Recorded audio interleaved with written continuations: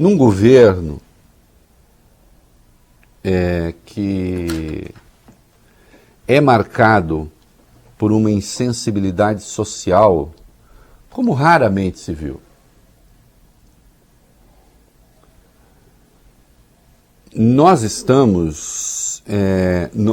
chegou ao poder uma turma que levou a sério a máxima do presidente, expressa ainda antes da posse, num jantar na Embaixada do Brasil em Washington, com a presença do delinquente Steve Bannon e do sedizente intelectual Olavo de Carvalho, né? Porque intelectual não pode servir ao poder, nem lhe fornecer bibliografia mal costurada. E lá o Bolsonaro disse que ele tinha mais de desfazer, de destruir algumas coisas do que de construir. Veio à luz, só para que fique claro com que tipo de gente estamos lidando, mais uma fala de Paulo Guedes na reunião sobre saúde suplementar. E aí ele atacou o FIES, o programa de financiamento de universidade privada para pobres.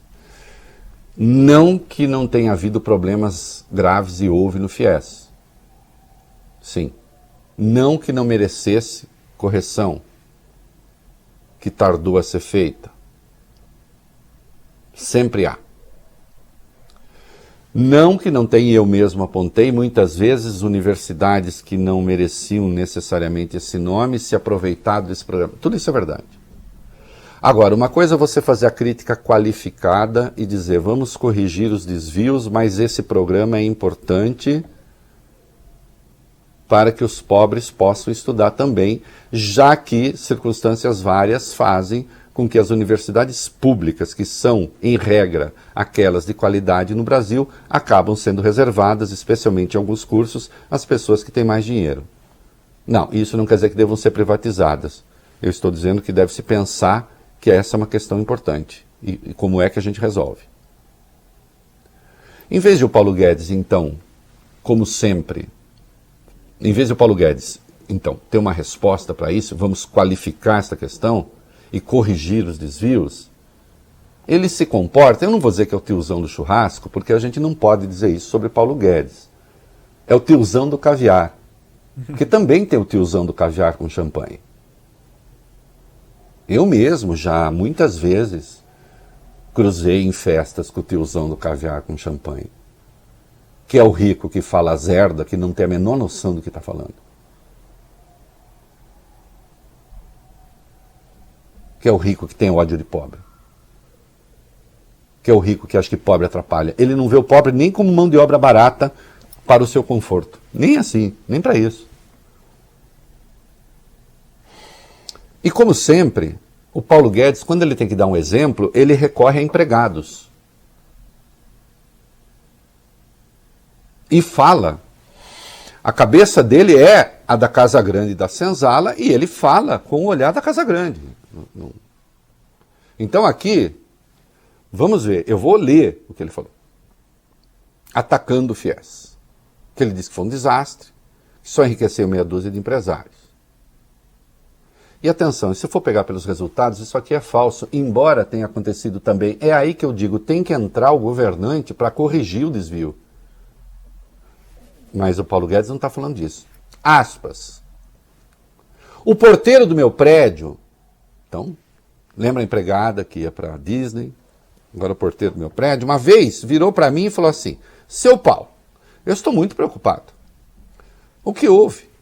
Meu filho passou na universidade privada. Ué, mas está triste por quê? Eu gosto do Paulo Guedes quando ele reproduz como ele conversa com o pobre. Entende? Que é assim uma coisa caridosa, olhando de cima. Está triste por quê? Ele tirou 0 na prova. Tirou 0 em todas as provas. É um porteiro preocupado que ele vai ver se tirou 0 em todas as provas. E eu recebi um negócio dizendo, parabéns, seu filho tirou. Aí tinha um espaço para preencher, colocava 0. Seu filho tirou 0 e acaba de se endereçar à nossa escola. Estamos muito felizes. Primeiro, isso não aconteceu. Porque ninguém atestaria isso desse modo. E segundo, entendam, não é assim, ele falando, olha aqui, o FIES existe, tem problema, precisamos corrigir, vamos ser mais rigorosos. Não. Foram dar escola pro filho do porteiro, Bob. Porra, Bob! Ô, Vólio Bene! Aí não dá, né? Foram gastar dinheiro para dar escola para filho de porteiro, porra. Por isso que o Brasil afunda. Onde já se viu? É esse questionamento que está no fundo dessa fala infeliz do tiozão do caviar e do champanhe. Entende? Ele não entende política pública como promoção das pessoas. Ele não entende o desenvolvimento como qualificação da mão de obra do pobre, inclusive, e intelectual do pobre para que deixe de ser. Não. E aí faz essa reclamação estúpida, obscurantista, cretina, sem critério, porque não tem critério nenhum aqui, a não ser a jogação de caca no ventilador. Isso define o nosso ministro da Economia, que está aí, já passou da hora de ir para casa, porque não tem mais resposta a dar. Ele mal consegue articular a definição de um orçamento. E depois atribui a bagunça orçamentária ao Congresso.